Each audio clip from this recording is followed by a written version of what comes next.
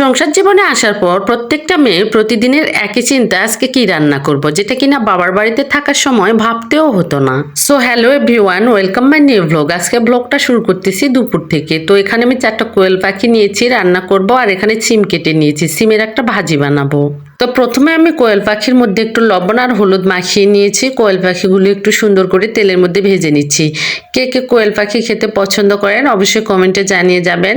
তো কোয়েল পাখিটা কিন্তু খেতে বেশ ভালোই লাগে। যারা পাখি খেতে পছন্দ করে তারা খেতে পারবে। পাখি কিন্তু সবাই খেতে পছন্দ করে না। যারা খেতে পারেন না বা পছন্দ করেন না তারা অবশ্যই ইগনোর করবেন। তো পাখিগুলো আমি সুন্দরভাবে এপাশ উপাশ ঘুরিয়ে ভেজে নিচ্ছি। বেশি কড়া করে ভাজবো না, হালকা করে এপাশ উপাশ ঘুরিয়ে ভেজে তুলে নিব। তো এখন আমি পাখির মাংসটা রান্নার জন্য এপাশে একটা কড়াই বসিয়ে দিয়েছি। কড়াইয়ের মধ্যে কুচনো পেঁয়াজ, দারুচিনি, তেজপাতা, এলাচ দিয়ে দিয়েছি। কুচনো পেঁয়াজটা ভাজা হয়ে গেলে মশলাগুলো সব দিয়ে মশলাটা কষানোর জন্য ওই পাশে বসিয়ে দিয়েছি।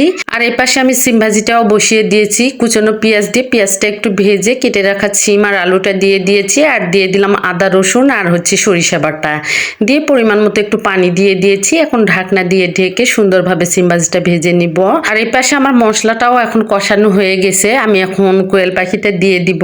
তো কোয়েল পাখিটা দিয়ে দিচ্ছি। কোয়েল পাখিটা দিয়ে আবার কিছু সময় একটু নেড়ে চেড়ে এটাকে কষিয়ে নিব। মশলার সঙ্গে কোয়েল পাখিটা সুন্দরভাবে কষানো হয়ে গেলে আমি এর সঙ্গে পরিমাণ মতো পানি অ্যাড করে দিব। পানিটা একটু বেশি পরিমাণে দিব এই জন্য, কারণ পাখিটা ছোট হলেও কিন্তু মাংসটা অনেকটাই শক্ত হয়, তাই একটু বেশি পরিমাণে পানিটা অ্যাড করে দিব। পানিটা অ্যাড করে দেওয়ার পর মাংসগুলো কিছু সময় আবার সুন্দরভাবে ঢেকে রান্না করে নিব।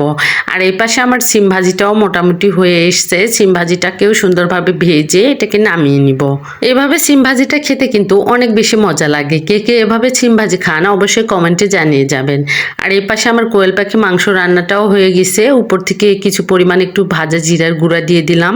এখন আমি মাংসটাকে নামিয়ে নিব। দেখুন না কোয়েল পাখির মাংস রান্নার কালারটা কত সুন্দর হয়েছে, আর খেতেও কিন্তু অনেক বেশি মজা হয়েছিল।